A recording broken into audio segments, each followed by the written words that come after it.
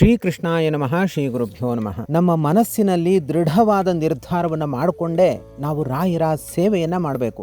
ಆಗ ಮಾತ್ರ ಅದು 100ಕ್ಕೆ 100 ಫಲಿತಾಂಶವನ್ನು ನೀಡುತ್ತೆ. ಇದರ ಬಗ್ಗೆ ನಾನು ಸಾಕಷ್ಟು ವಿಚಾರಗಳನ್ನು ಈ ಹಿಂದೆ ತಿಳಿಸಿದ್ದೀನಿ, ಮುಂದೆಯೂ ಕೂಡ ತಿಳಿಸೋನಿದ್ದೀನಿ. ಆದರೆ ಇವತ್ತಿನ ದಿವಸ ಬಹಳ ಪ್ರಧಾನವಾದ ವಿಷಯವನ್ನು ಇಲ್ಲಿ ಪ್ರಸ್ತಾಪ ಮಾಡುವನಿದ್ದೀನಿ.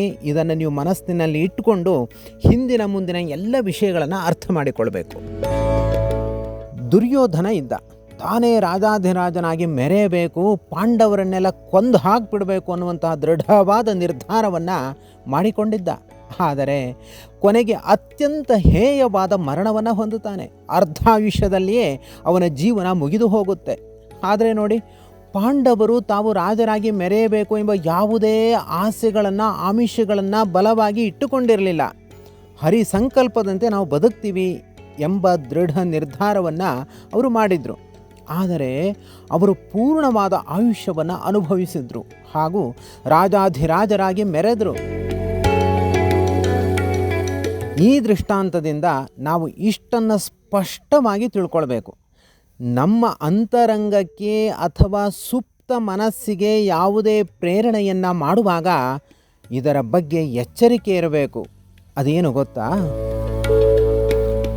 ನಾವು ಯಾವ ಅಪೇಕ್ಷೆಯನ್ನು ಇಟ್ಟುಕೊಂಡಿರ್ತೀವೋ ಅದನ್ನು ಪಡೆಯುವ ಯೋಗ್ಯತೆ ಮೊಟ್ಟ ಮೊದಲು ನಮ್ಮಲ್ಲಿ ಇದೆಯಾ ಅನ್ನೋದನ್ನು ಪರೀಕ್ಷೆ ಮಾಡಿಕೊಳ್ಬೇಕು. ಆಗ ಮಾತ್ರ ಅದು ಫಲವನ್ನು ನೀಡುತ್ತೆ. ನಂಬರ್ 2, ನಿರಂತರವಾದ ಪ್ರಯತ್ನ ಇರಬೇಕು. ನಂಬರ್ 3, ದೇವರ ಅನುಗ್ರಹ ಇರಬೇಕು. ಎಲ್ಲಿ ಈ 3 ಒಟ್ಟಿಗೆ ಸಮ್ಮೇಳನವಾಗುತ್ತೋ ಆಗ ಮಾತ್ರ ಇಷ್ಟಾರ್ಥಗಳು ಕೈಗೊಳ್ಳುತ್ತವೆ.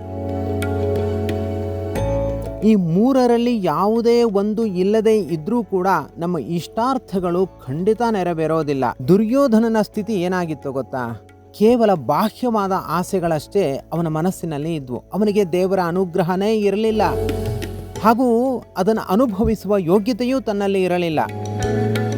ತನ್ನ ಅಪೇಕ್ಷೆ ಈಡೇರಬೇಕಾದ್ರೆ ಯಾವ ಮಾರ್ಗದಲ್ಲಿ ಸಾಗಬೇಕೋ ಆ ಮಾರ್ಗದಲ್ಲಿ ಅವನು ಪ್ರಯತ್ನವನ್ನು ಕೂಡ ಮಾಡಲಿಲ್ಲ.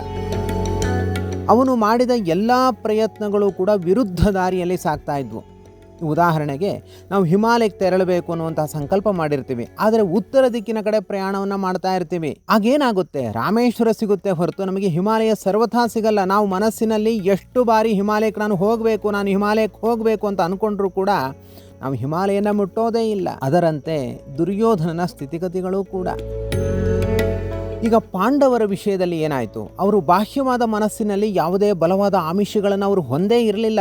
ಆದರೆ ಅಂತರಂಗದಲ್ಲಿ ಅವರಿಗೆ ಪೂರ್ಣವಾದ ವಿಶ್ವಾಸ ಇತ್ತು, ದೇವರ ಅನುಗ್ರಹ ಇತ್ತು ಹಾಗೂ ಅವರಿಗೆ ಅಂಥ ಯೋಗ್ಯತೆಯೂ ಕೂಡ ಇತ್ತು. ಅವರ ಎಲ್ಲ ಪ್ರಯತ್ನಗಳು ಕೂಡ ಸನ್ಮಾರ್ಗದಲ್ಲಿ ನಡೀತಾ ಇದ್ವು.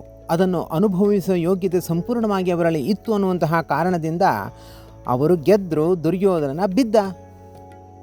ಈ ದುರ್ಯೋಧನನಿಗೆ ಈ 3ರಲ್ಲಿ ಒಂದೂ ಕೂಡ ಇರಲಿಲ್ಲ. ಈ ಮರ್ಮವನ್ನು ಅರಿತು ನಮ್ಮ ಅಪೇಕ್ಷೆಗಳನ್ನು ನಾವು ಈಡೇರಿಸಿಕೊಳ್ಬೇಕು ಮತ್ತು ಮುನ್ನುಗ್ಗಬೇಕು. ಯಾವುದೇ ಅಪೇಕ್ಷೆಗಳನ್ನು ಈಡೇರಿಸಿಕೊಳ್ಳುವುದು ಸುಲಭವಲ್ಲ.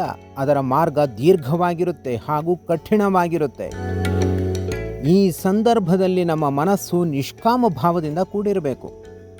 ಸಾಧಕರೇ, ಪ್ರಕೃತ ಶ್ರೀ ರಾಘವೇಂದ್ರ ಎಂಬ ನಾಮಲೇಖನ ಯಜ್ಞದಲ್ಲಿ ತೊಡಗಿರುವ ತಾವೆಲ್ಲರೂ ಯೋಗ್ಯತೆ, ಪ್ರಯತ್ನ, ದೇವರ ಅನುಗ್ರಹ ಈ 3ರ ಜೊತೆ ಮುಂದೆ ಸಾಗಿರಿ. ನಿಮಗೆ ಇಷ್ಟಾರ್ಥಗಳು 100ಕ್ಕೆ 100 ಫಲಿಸುತ್ತವೆ. ರಾಯರ ನಾಮಲೇಖನ ಯಜ್ಞದ ಪೂರ್ಣಾಹುತಿಯ ಜೊತೆಯಲ್ಲಿ ನಿಮ್ಮ ಈ ಸಾಧನೆಯು ಪರಿಪೂರ್ಣವಾಗುತ್ತೆ. ಯಾರು ಇಲ್ಲಿಯ ತನಕ ರಾಯರ ನಾಮಲೇಖನ ಯಜ್ಞದಲ್ಲಿ ತೊಡಗಿಕೊಂಡಿಲ್ಲವೋ ಅವರೆಲ್ಲರೂ ಕೂಡ ನಮ್ಮನ್ನು ಕೇವಲ ವಾಟ್ಸ್ಯಾಪ್ ಮೂಲಕ ಸುಲಭವಾಗಿ ಸಂಪರ್ಕ ಮಾಡಿ. ಯಸ್ ಸರ್ವಗುಣ ಸಂಪೂರ್ಣ ಸರ್ವದೋಷ ವಿವರ್ಜಿತ ಪ್ರೀಯತಾಂ ಪ್ರೀತಯೇ ವಾಲಂ ವಿಷ್ಣೋರ್ಮೇ ಪರಮಃ ಸುರಹತು. ಶ್ರೀಕೃಷ್ಣಾರ್ಪಣಮಸ್ತು. ಶ್ರೀ ರಾಘವೇಂದ್ರ ಶ್ರೀ ರಾಘವೇಂದ್ರ ಶ್ರೀ ರಾಘವೇಂದ್ರ ಶ್ರೀ ರಾಘವೇಂದ್ರ.